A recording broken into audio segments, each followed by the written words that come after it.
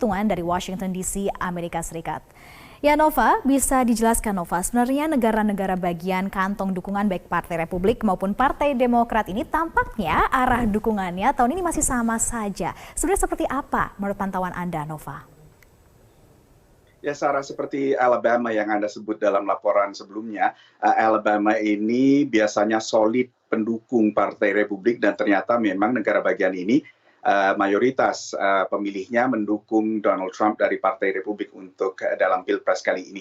Kami ada di belakang saya ini Electoral College Map atau peta Electoral College yang juga bisa dilihat secara langsung update-nya di voaindonesia.com dan kami selalu memperbaruinya begitu mengetahui hasil dari Pilpres di masing-masing negara bagian. Namun tentunya mungkin bila Anda menyaksikan update atau perbaruan dari Electoral College Map dari VOA ini mungkin harus lebih bersabar karena memang banyak Electoral College Map lain, peta lain yang mungkin lebih cepat untuk menyampaikan.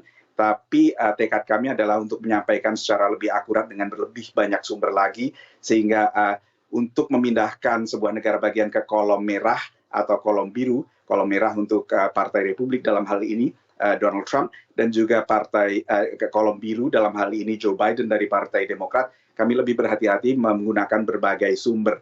Untuk sementara ini 73 suara elektoral untuk Joe Biden dan 55 untuk Donald Trump.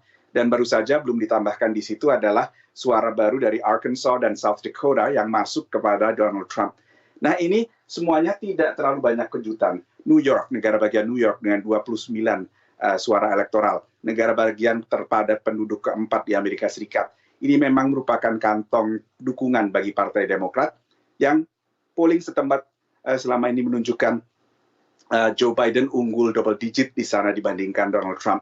Dan demikian pula New Jersey yang merupakan kantong dukungan Partai Demokrat. Maryland, dan juga sejumlah negara bagian yang belakangan sudah mulai di-call untuk Joe Biden, Delaware, Vermont, juga daerah khusus ibu kota Washington DC, bukan negara bagian tapi merupakan salah satu daerah pemilihan, juga Alabama, seperti saya sebut tadi, Oklahoma, juga Indiana, Kentucky sudah di-call untuk Donald Trump. Masing-masing adalah negara bagian yang memang merupakan kantong dukungan.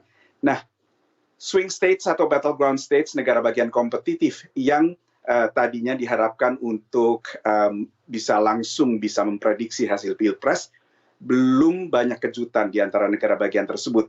Perhatian banyak orang sekarang berada di Florida dan juga North Carolina, negara bagian di selatan yang biasanya swing state dan bisa menentukan arah dukungan dalam Pilpres kali ini. Tapi dua-duanya masih too close to call alias belum bisa di-call atau disebut mendukung salah satu capres. North Carolina tampaknya masih cukup menjanjikan bagi Joe Biden, meski negara bagian tersebut cenderung konservatif, tapi sejarah membuktikan North Carolina bisa dimenangkan termasuk oleh Barack Obama pada 2008 dengan hanya 14.000 selisih suaranya dengan John McCain saat itu. Lalu Florida, negara bagian kunci, negara bagian terpadat penduduk ketiga di Amerika Serikat. Tadinya kubu Biden berharap bahwa dengan kemenangan di Florida, maka hasil Pilpres bisa sudah diketahui arahnya karena tidak harus menunggu pemungut atau tabulasi suara dari negara bagian lainnya. Nah, kini dengan Florida, di Florida tampaknya Joe Biden agak kesulitan untuk meraih mayoritas dukungan. Meski ia merangkul cukup banyak calon pemilih lansia yang banyak tinggal di sana dan diperkirakan mencakup sepertiga pemilih di sana. Tapi tampaknya ia menghadapi pagar betis dari para warga Amerika Latin keturunan Kuba yang sangat tidak suka dengan tudingan sosialis bagi Partai Demokrat termasuk bagi Joe Biden yang sering dilontarkan oleh Presiden Trump dan kawan-kawan politiknya. Kini banyak pihak juga menunggu hasil pemilihan suara di kawasan Midwest dan juga beberapa negara bagian yang hilang dari tangan Partai Demokrat pada Pilpres 2016 lalu, termasuk Wisconsin dan juga Pennsylvania. Sarah. Ya Nova, melihat pemetaan Electoral College yang ada, kira-kira berapa lama kita bisa menunggu hasil pantauan untuk melihat siapakah kandidat yang bisa memenangkan 270 electoral vote ini, Nova? Nah, itu kita juga sedang menunggu Texas yang baru saja menutup TPS-nya jam 9 malam waktu Washington DC atau 9 pagi waktu Indonesia bagian Barat. Texas ini tadinya diharapkan bisa menyumbang suara bagi Joe Biden bila memang negara bagian ini akhirnya swing setelah 10 pilpres berturut-turut mendukung capres Partai Republik. Pemilihan paruh waktu, pemilihan legislatif pada 2018 membuktikan bahwa seorang kandidat Partai Demokrat bisa kompetitif di sana, yaitu Beto O'Rourke dalam pertarungan untuk memperebutkan kursi Senat, dan ternyata ia hanya kalah tipis dengan petahana saat itu Ted Cruz. Nah, inilah yang juga ditunggu-tunggu, apakah Texas bisa swing ke arah biru, ke kolom biru, yang berarti menyumbang suara elektoral 38.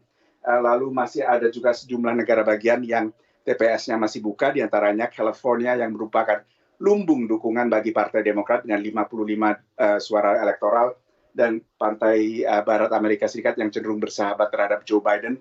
Tapi Midwest, pantai barat, itu semua yang sedang ditunggu-tunggu, dan juga Texas, apakah memang terjadi kejutan tahun ini atau terjadi seperti politics as usual, masing-masing negara bagian tetap dengan pilihan tradisional masing-masing, Sarah. Nova, bisa Anda ceritakan sedikit sebenarnya seperti apa antusiasme warga Amerika Serikat untuk memberikan hak suara atau votingnya tahun ini? Karena dikabarkan bahwa tingkat voting Amerika Serikat tahun ini sangat tinggi, terutama jika dibandingkan tahun-tahun sebelumnya, Nova. Ya, minat untuk memilih memang sangat tinggi sekali tahun ini, dan ini terlihat dari angka pemilih yang telah melakukan pemilihan lebih awal. Pantauan dari United States Election Project oleh University of Florida menunjukkan bahwa lebih dari 101 juta warga Amerika Serikat telah memberikan suara mereka sebelum berlangsungnya Pilpres secara resmi pada 3 November. Alasan utama adalah COVID yang menyebabkan mereka ingin menghindari TPS pada hari H dan menghindari bila TPS tersebut terlalu sibuk dengan kegiatan, terlalu banyak orang sehingga mereka tidak bisa menjaga jarak aman. Mereka ingin menghindari itu. Banyak juga yang telah memilih untuk memberikan suara mereka lewat pos, dan jumlah yang tinggi inilah menunjukkan begitu tingginya minat untuk memilih. Di banyak negara bagian termasuk Texas, bahkan jumlah pemilih yang telah menyalurkan suara mereka secara awal baik lewat pos maupun datang ke TPS secara langsung dan dini, bahkan melampaui total angka jumlah pemilih yang berpartisipasi dalam Pilpres 2016. Sehingga ini menunjukkan memang begitu tingginya minat warga Amerika Serikat untuk berpartisipasi dalam Pilpres kali ini. Sehingga United States Election Project bahkan memperkirakan, tadinya mereka memperkirakan mungkin partisipasi bisa sekitar 65%. Tapi kini mereka memperkirakan bisa 67%. Ini angka yang belum pernah dicapai dalam seabad lebih. Mungkin di dalam Pilpres di Indonesia, kita terbiasa dengan partisipasi pemilih 70-an hingga 80-an%. Tapi di Amerika Serikat ini sangat luar biasa. Biasanya hanya sekitar separuh yang mengikuti Pilpres. Pada Pilpres 2016 lalu misalnya, 92 juta warga Amerika Serikat yang berhak memilih memutuskan untuk tidak datang ke TPS untuk golput. Dan angka tersebut memang merupakan angka lazim, biasanya hanya sekitar 50-an% pemilih yang ikut dalam Pilpres. Kali ini mungkin bisa menembus 67%, Sarah. Baik, terima kasih Nova Purwadi atas laporan langsung Anda. Dan pemirsa, kita harus kembali jeda terlebih dahulu, tetapi selepas jeda kita akan kembali lagi dengan pembahasan lebih lanjut terkait pemilihan Presiden Amerika Serikat tahun 2020 bersama Leonard Samosir.